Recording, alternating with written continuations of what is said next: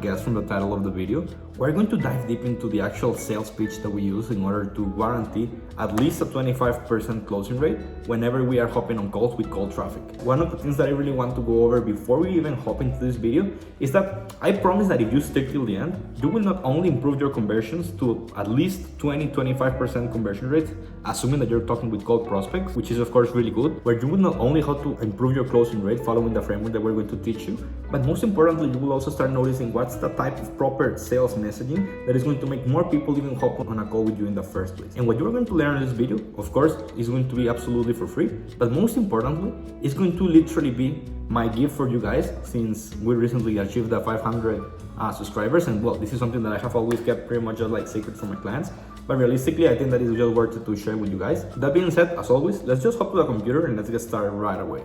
Alright guys, so the goal of the video is going to be creating your foundational pitch. That's the way we like to call it inside of Roiland when we're talking about the specific method we use to pitch our offers. And it's actually creating a foundational pitch in a way that explains your unique offer, number one, while telling a story that makes people feel both understood and compelled to fix their problems right now. And therefore, buy, of course, okay? And specifically from you, because this is going to be done on your sales calls. There's only one tool that you'll need, and it's some sort of whiteboard type of tool like Miro, some whiteboards, or some Lucid chart, or whatever it might be. I really need you guys to have everything clear when it comes to the foundations and when it comes to actually understanding the role or the place that this specific pitch is going to play out in the overall selling process that you have as a business, okay? So guys, before we hop into the preliminary notes, just a heads up, you can get this entire document plus all of the whiteboards and everything that I'm going to cover by the end of this video by using the link in the description and joining our Facebook group. It's absolutely for free. All you gotta do is give us your email and exchange, and well, we're going to send it to you. That being said, your offer at the end of the day is nothing more than a solution to a problem or a set of problems that your prospect have. What I mean by that, guys, is that everybody nowadays start to think about, hey man, like when I'm making my pitch, I need to make sure people understand that the right solution to their problems is going to be my Google Ads service, for example. When in reality, it doesn't really matter if you're selling Google Ads or Facebook Ads or email marketing or fitness coaching or whatever it might be. What people care about at the end of the day is a transformation, that it doesn't really matter how you actually deliver it to them. It's at the end of the day, what they care about is that they actually get it, okay?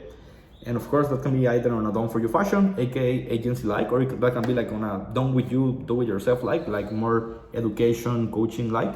And yeah, what people buy is the transformation. Of course, the level of support and the level of implementation is what also can dictate how much you can charge for it, right? But what matters at the end of the day is that you're solving problems and that your offer signals how you are going to take that specific person from point A to point B and make it as clear as possible. No fancy gimmicks or anything like that. It's literally just making people understand how you're going to do it. Hopefully that makes sense, okay? Now, this approach to pitching is of course super powerful, but it will require some sort of market understanding that is not just saying, hey, people want to make money, so I will show them how to make money. It doesn't got it to go like that, okay? So what you gotta do is actually have a deep market understanding so that you can see like what level of sophistication you're playing with, because depending on that, you're going to be able to have either deeper explanations or simply be able to explain away the concerns of your prospects in a more fitting fashion, depending on what most likely they have been thinking about buying so far and what they have already tried in the past, if that makes sense. All of these preliminary notes are meant to actually show you some things that I want you to keep in mind, but at the end, we're going to dive deep into how to actually bring this to, let's say, actionable day-to-day life, okay? That's why we'll first need to understand what already exists in the marketplace to come up with something new, okay? This will not only be helpful for your perfect pitch and blowing the minds of your prospects when doing the actual pitch itself, but will give you a powerful insight into creating your micro VSLs, okay? The fact you're doing this market research is going to help you create your micro VSLs. And in cases that you're wondering like, okay, but what is a micro VSL or why should I care about that? You can just come and watch this video that I made over here, because this micro VSL framework in order to book appointments is literally one of the, if not the most powerful way we've found to actually book sales meetings with qualified prospects. And not only booking the calls with qualified prospects, but plus making these people come pretty much ready to buy to a sales call. So I really encourage you to go and watch that video. This exercise that we're going to go over in this video is going to be literally the same exercise you want to do for the micro BSL. So it's like a win-win scenario. Your messaging designed by your foundational micro BSLs, book the sales meetings, and your offer explained through your foundational pitch, closes the calls, okay? These two videos are meant to be seen in conjunction so that you understand how to best go around it, okay guys?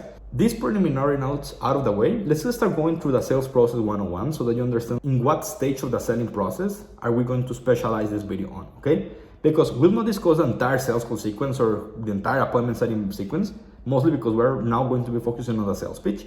But that being said, here's a typical framework that you can follow when you're making any sort of sales call so that you can guarantee higher conversions and, well, actually make sure that this makes sense in the sales process, okay guys? We're going to divide the sales call in two phases, not because this is how I like to typically explain this, it's mostly so that you can see the role of the pitch that we're going to go over, okay?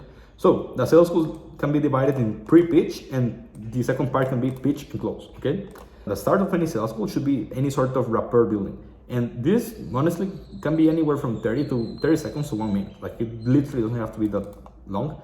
It's literally where you get to know the prospect and set up the agenda.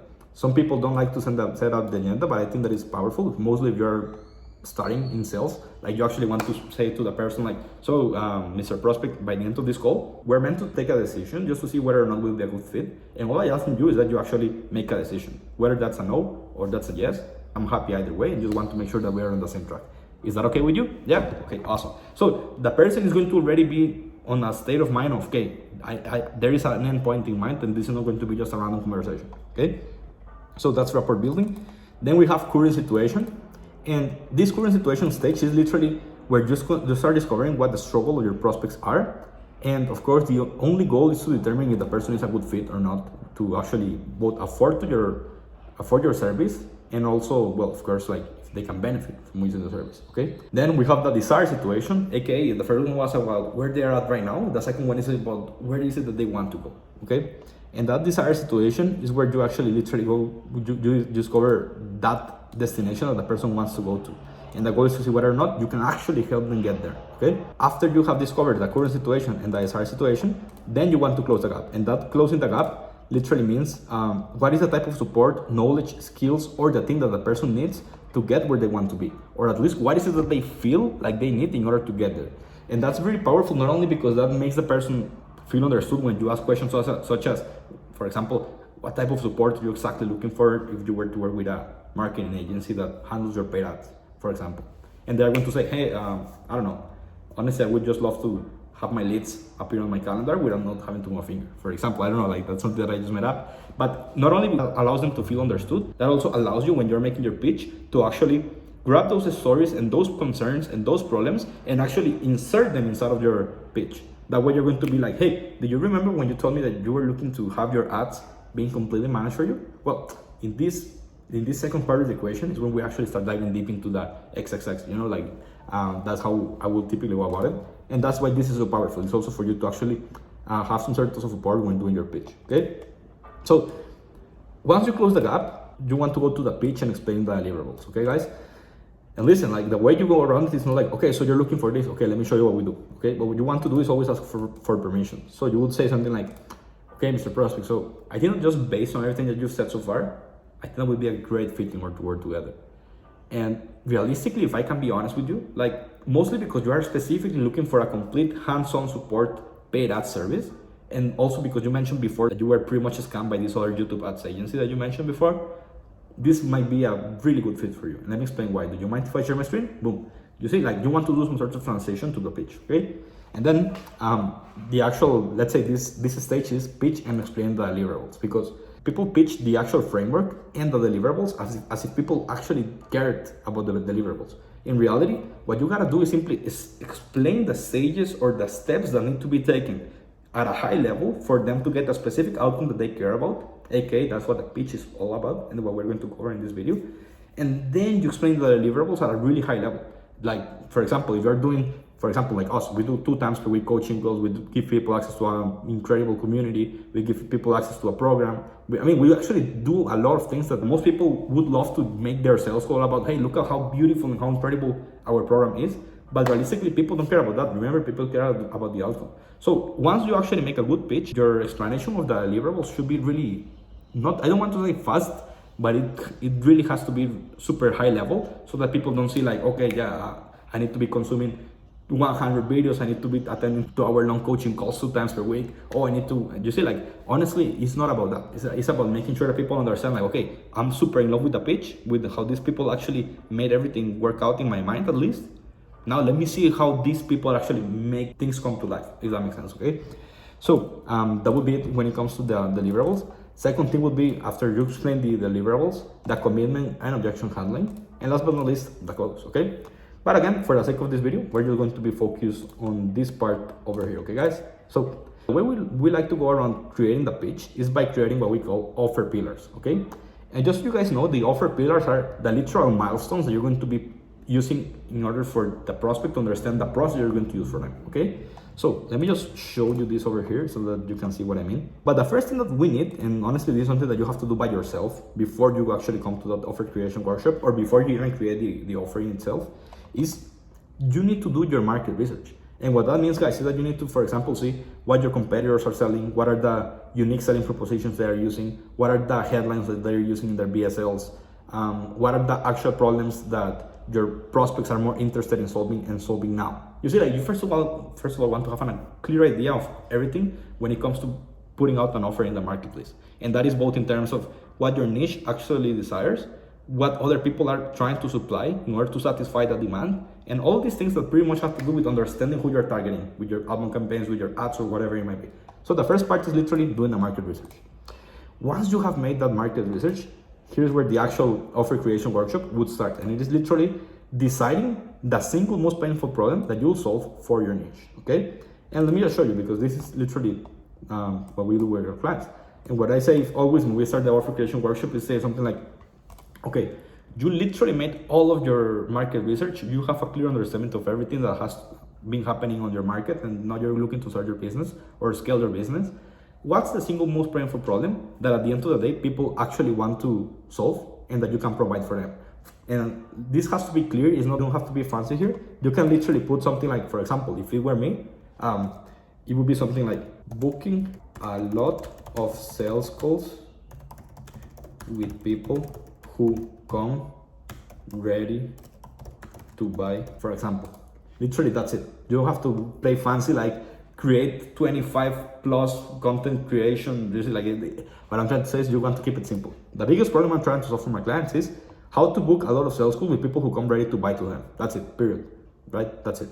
Of course, I also help them with outbound, how to get inbound leads, how to set up their YouTube channel so that they can start having calls without having to rely on outreach. I also do recruitment. I also do a lot of things, but realistically, this is the single most important problem I'm solving for them, okay? So once you make that once you have that out of the way, what you want to do next is start to write all of the problems that will be faced while going from point A to point B. And you want to have at least a minimum of 50 problems over here, because otherwise you're not going to have enough food for thought to actually create your pillars, okay? So you need to come up with absolutely everything that you can think of solving, and this will come handy later on, even if it's just like for brainstorming. So let me show you. If this was the actual problem that I was looking to solve, let me just put it here. So what problems are people going to have between where they are right now to where they are looking to go? Well, for example, not having an offer, the offer certainty, existent booking sales calls takes a lot of time, closing the calls is a pain and it's really hard, or maybe they book calls and then because they can't deliver, they stop doing outreach. I don't know, like, you see, like, literally everything that comes to mind, no less than 50 problems you want to be putting in here. Because again, trust me, this will come super handy later on. But yeah, you first of all want to create all of that list of problems that are going to exist in general, and it has to be with anything. Like, for example, it could be anything that has to do with, in my case, of course, because I'm selling a B2B offer, a B2B coaching offer for coaches and agencies and consultants. I need to make sure that a lot of things are good to go, both the offer, both the sales messaging, aka product to market fit, the actual skills on appointment setting, the actual skills on closing, the actual content that is going to resonate with their audience. You see, like, there's a lot of things. So for all of those topics, you want to have problems, okay? Literally everything you can imagine, okay?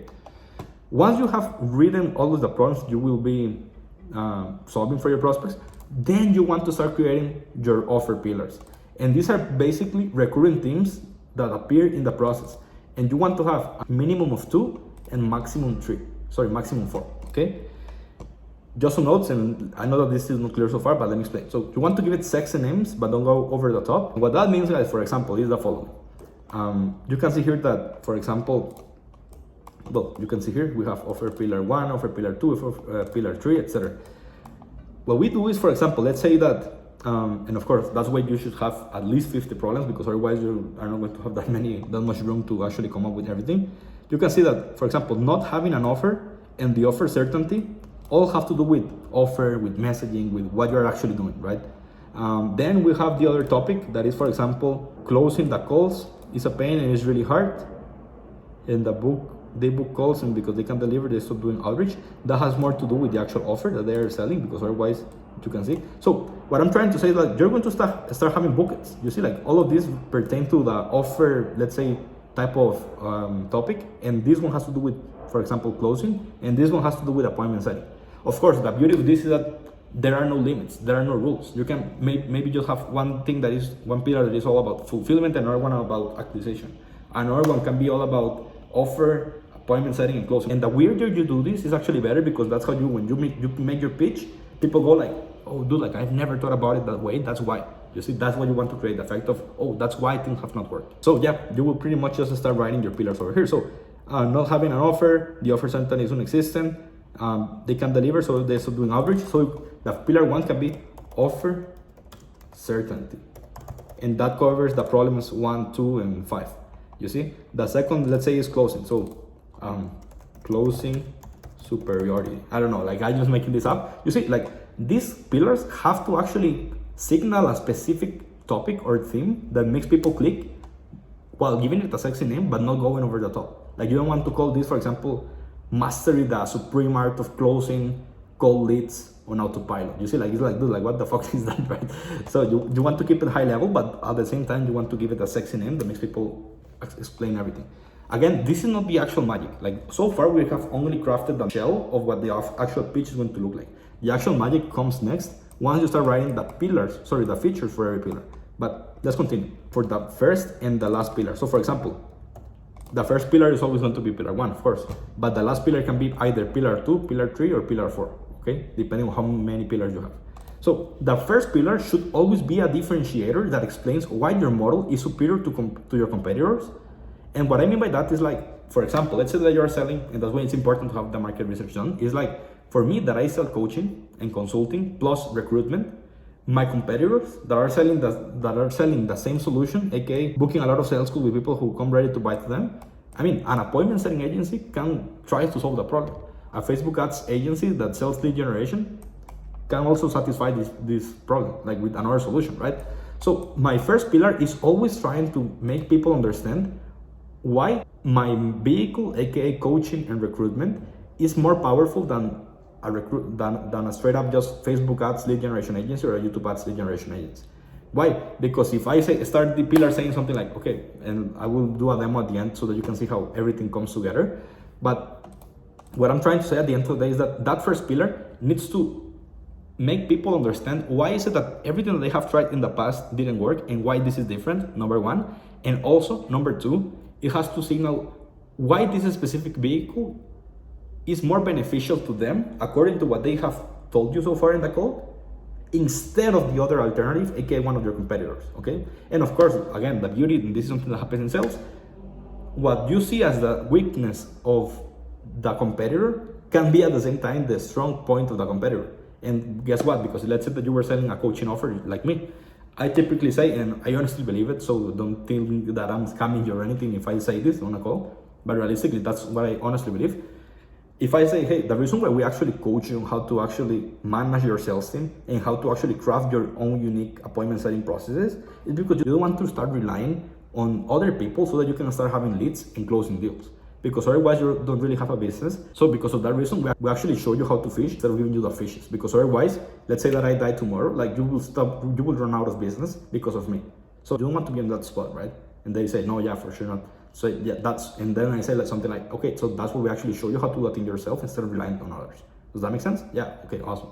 You see, something like that. But at the same time, if you were selling an agency type of offering instead of coaching, you might be like, so man, like realistically, I just want you guys to have results. And instead of waiting for 1 month for you to actually understand the art of appointment setting, how to craft your own appointment setting scripts, how to actually create content and make sure people come ready to buy to your calls, I literally just do everything for you, and I just get paid per call that you actually get on your calendar so that you can skip the actual wait line and start getting deals left and right now. Does that make sense? And everybody goes like, oh yeah, man, dude, like awesome, because what I want is to have meetings right now. You see, like I'm literally using that strong point, the weakness that I mentioned earlier as the strong point for this. And all of this has to do with the actual pillars and how you actually create that dialogue-based approach to your pitch, okay? So the first pillar is literally just that differentiator and why your solution is better than others, okay?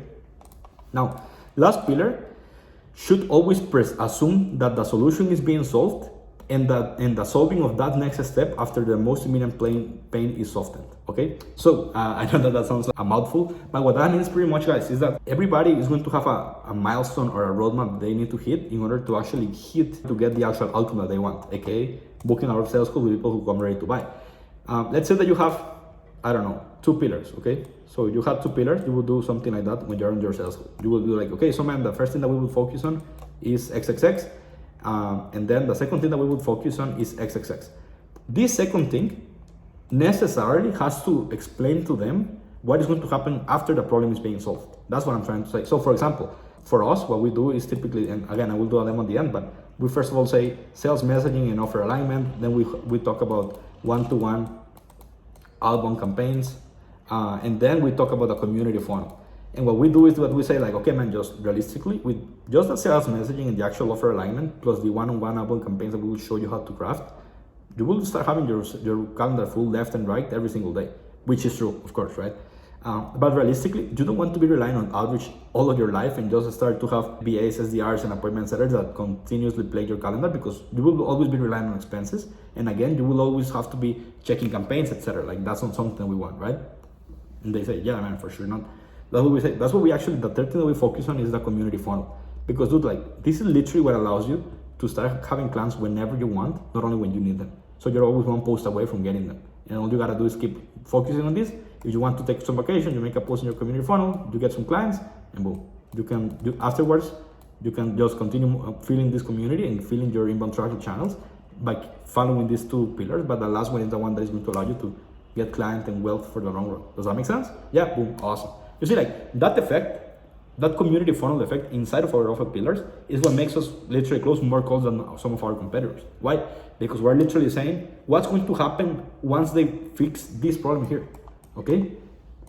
Because pillars 1 and 2 for our offer is what make people book a lot of sales calls with people who come ready to buy to them. But we don't only want to solve that. We actually want to solve even more problems of that. And the way we actually communicate that to our clients is by having that last pillar be all about the solution to the problems that they are going to have once they fix their most painful problem right now with us, okay? So if it were 3 pillars, that's how you would do it. If it were 4 pillars, you're going to go something like pillar 1, 2, 3, and the 4th one is going to be, the next stage solution, if that makes sense. So that's the role of these pillars in the actual pitch, okay? And then here's where the magic happens. This has been a super long video. If this has been helpful, please leave it a like, leave a comment, and let me know your thoughts on this, because I think that if you actually apply this, is going to be literally revolutionary for your business. But yeah, the last part of the equation is literally where the magic happens, and it is that now that you have your pillars and now that you have your big milestones that you're going to use to close your prospects, now you want to start filling in the gap with the stories that you're going to tell while you're crafting your pitch, okay guys? And what that means for you is the following. Every pillar, it could be 1, 2, or 3, is going to have anywhere from 1 to 3 features inside of every pillar. So let me just show you here.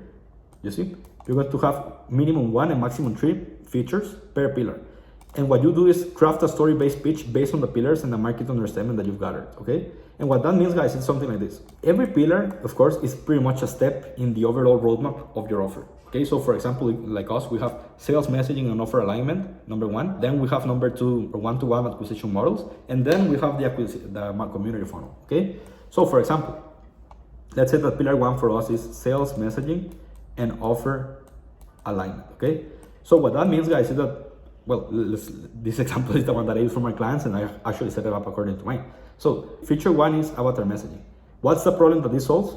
Struggling to find the right people and speak to them in a way that gets them excited about what you do.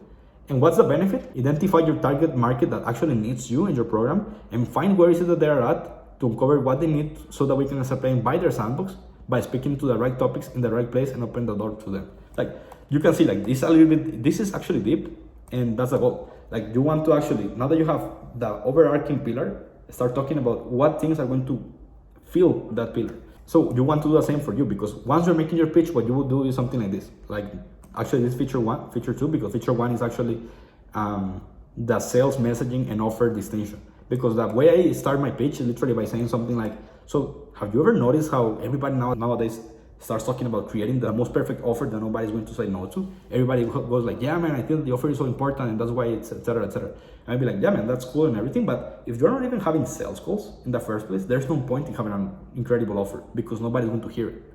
That's why the first thing that we want to craft is a proper sales messaging that makes people actually reply to your campaigns, book calls with you, and actually accept to hop on a call in the first place. Does that make sense? Oh man, yeah, for sure, that makes sense. And then that offer that you're going to build is what closes people once you're on a sales call. But the first thing we need to master is the sales messaging. And chances are that if you're not booking enough sales calls, it's because you have not got that part actually nailed to the bone. Does that make sense? Yeah, okay, awesome, boom. People go like, man, that's incredible. Like, even if they don't say it like that, in their mind, you're literally changing all of their beliefs and you're literally breaking all of the patterns, because everybody talks about offers nowadays. So if you start talking about sales messaging as a prerequisite to the offer, people go like, boom, that's the reason why things have not worked. And therefore, this is something different, new, aka something that I will buy. You see, like that's the effect we want to create. And that's just one feature. You want to do the same exercise for all of your features. All of the features are story points that you're going to start telling while you make your pitch. You see, like breaking those beliefs and therefore do a foundational perfect pitch that is going to knock out leads on the sales calls, okay? So yeah, like you just want to write, again, anywhere from 1 to 3 features per pillar, so that you can have like those mini roadmaps inside of every pillar that explain the story and why this is different, better, and literally the right solution for them. So the last part is the actual pitch. So let me just do a demo on how we do it. And just a note, like in the past, I used to be a big proponent on doing presentations and I don't know, like PowerPoints or Keynote, whatever it might be. But realistically, I think that this is better because it allows not only to have that story in your mind that you of course are going to memorize and to craft a script around it and you're going to practice, but it's going to allow you to grab the specific pain points that your prospect shared in the entire sales call at the moment of the pitch, making this even more powerful. The problem with sales presentation is that if you're making a sales presentation on Keynote, then you're always going to rely on what a Keynote presentation is saying and you cannot step away from that. Does that make sense? So we actually want to have something different that allows us to deviate a little bit the actual pitch to actually make it more adjusted to the pain points that they shared so far. So just a little bit of a role play that I will be doing over here. And so that you can see the transition to the pitch that we like to do. It's like once you actually finish the closing the gap part of the equation, you might say something like, so do you mind if I share my screen and I show you what looking together would look like? They say, yeah man, go ahead. So then you share your screen and you go to a Miro presentation like this that actually doesn't have, that is blank. And you say like, okay man, so listen, realistically, in order to get you to that XXX goal that you have, that goal is going to depend on what they told you. There are going to be 3 steps that we need to master in order to make sure that you can get that right and that everything works out fine. Afterwards you finish explaining this, you are no longer in the pitch phase, you're in the commitment phase, and that's where you start addressing like, okay, how confident you feel about this, etc. And then you actually go to the actual price drop, all of that good jazz, okay? So guys, I hope that this video has been helpful so far.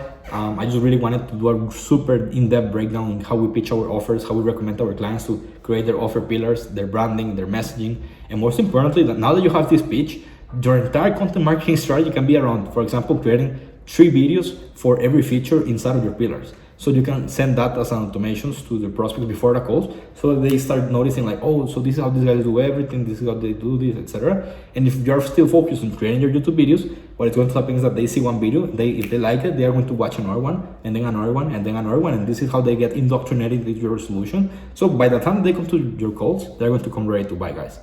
And yeah, I hope that this one was helpful. If you are an agency owner or a coach or a consultant, and you're actually looking to install superior client acquisition models that allow you to book anywhere from 15 to even 30 sales calls every single week, book a call with my team, and we're pretty much going to have a friendly conversation to see whether or not you'll be a good fit. In case that you are, awesome, we're going to get you inside and we're going to help you scale. And if not, worst case scenario, we're going to give you some of our hidden trainings that only people that book a call with us actually get, okay?